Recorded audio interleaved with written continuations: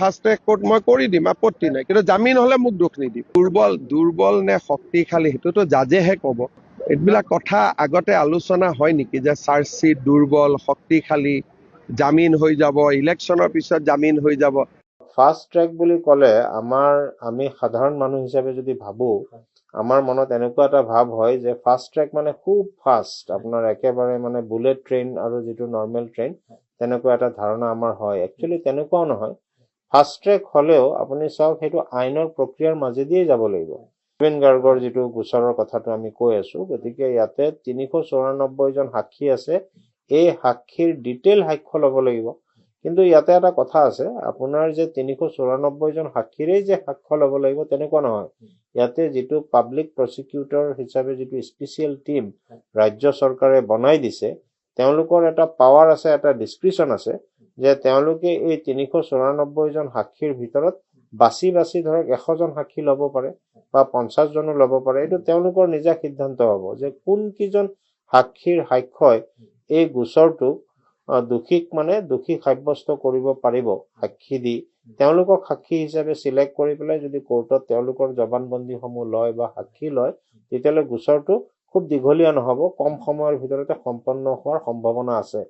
আৰু এটা কথা আছে, আপুনি চাওক, আমি চবেই জানো এই যিখন অভিযোগনামা চাৰ্জশ্বিট বুলি আমি কওঁ, এই অভিযোগনামাখন প্ৰায় ১২,০০০ পৃষ্ঠাৰ ওপৰত আছে। ইয়াতে ২৫০০ পৃষ্ঠাত আপোনাৰ গোটেই ডেছক্ৰিপশ্যন অফ দি অফেন্স খিনি লিখা আছে, আৰু বাকী যিখিনি পৃষ্ঠা এইখিনি ধৰক এভিডেন্স মেটেৰিয়েল কি কালেক্ট কৰিলে, কি পালে, কি নাপালে, গোটেই তথ্যসমূহ তাতে সংলগ্ন হৈ আছে। গতিকে এইখিনি তথ্যসমূহ কোৰ্টত তন্নকে প্ৰুভ হ'ব লাগিব যে চাওক, ইয়াতে যিহেতু মাৰ্ডাৰ আপোনাৰ হৈ আছে, হত্যাকাণ্ড বুলি যিহেতু গোচৰটোত চাৰ্জশ্বিট দাখিল হৈছে, কোনে কি কাৰণত কেনেকে হত্যা কৰিলে এই একিউজসকলৰ ভিতৰত, সেই গোটেইটো বিয়ণ্ড অল ৰিজনেবল ডাউট আপোনাৰ প্ৰুভ হ'ব লাগিব। যদি beyond all reasonable doubt prove নহয়, তেতিয়াহ'লে আপোনাৰ মানে একিউজসকল হাৰি যোৱাৰ সম্ভাৱনা আছে।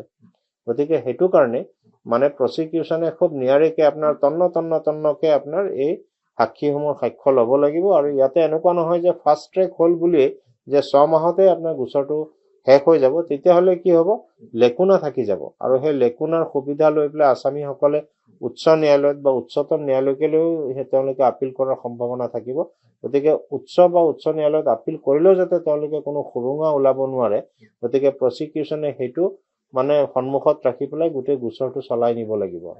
মোৰ যিটো সীমিত জ্ঞান বা সীমিত যিটো নলেজ, তাৰ পৰা মই দেখিছো ৰঞ্জন দৈমাৰীৰ ফাষ্ট ট্ৰেক কোৰ্টটো পালো আমি। তাৰপিছত আমি এতিয়া বৰ্তমান অভিনীলৰ লগত জড়িত হৈ আছো, আৰু এতিয়া ৰিচেণ্টলি গৈ পেলাই জুবিন গাৰ্গৰ ফাষ্ট ট্ৰেক কোৰ্ট কনষ্টিটিউট কৰাৰ কথা বতৰা চলি আছে। গতিকে ৰঞ্জন দৈমাৰীৰ যিটো গোচৰ আছিলে, তাতে মই যোৱাকালি গম পালো যে 11 মাহৰ ভিতৰত গোটেই গোচৰ প্ৰক্ৰিয়াটো সম্পূৰ্ণ হৈছিলে। তাতে প্ৰায় 600ৰ ওপৰ সাক্ষী আছিলে। গতিকে তেনেকে ফাষ্ট ট্ৰেক কোৰ্টত যদি চাওক, সদিচ্ছা যদি থাকে আৰু এই গোটেই মানে দায়িত্বটো আহিব আপোনাৰ ৰাজ্য চৰকাৰৰ প্ৰচিকিউশ্যনৰ ওপৰত, তেওঁলোকে কিমান খৰতকীয়া কৰিব পাৰে। আৰু ইয়াতে আৰু এটা কথা আছে যে আমাৰ যিটো বিধি আছে, BNSS বুলি আমি যিটো কওঁ, তাতে এটা প্ৰভিজন আছে যে আপুনি ডে টু ডে হিয়াৰিঙো ল'ব পাৰে, মানে ডে টু ডে শুনানিৰো ব্যৱস্থা কৰি দিব পাৰে।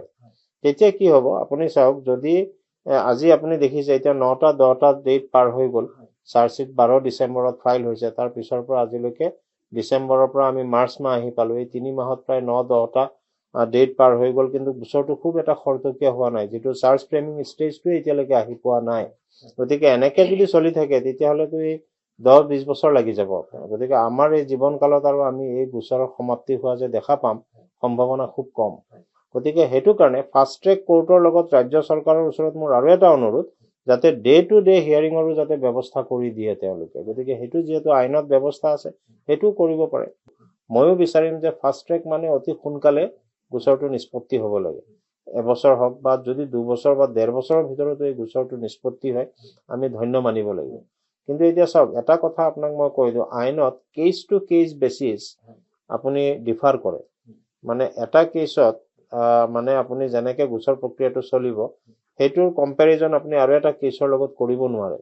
কাৰণ তাৰে সাক্ষী, তাৰে চিটুৱেশ্যন, কোনোবা এজন সাক্ষী হয়তো অসুস্থ হৈ যাব পাৰে, বা আজি কিবা উকিলসকলৰো অসুবিধা আহিব পাৰে। গতিকে এই এনেকুৱা ধৰণৰ চিটুৱেশ্যনসমূহ গোচৰটো চলি থকাত যে এই কেছটোত যে নাহিব সেইটো আপুনি পূৰ্ব অনুমান আজিয়ে কৰিব নোৱাৰে।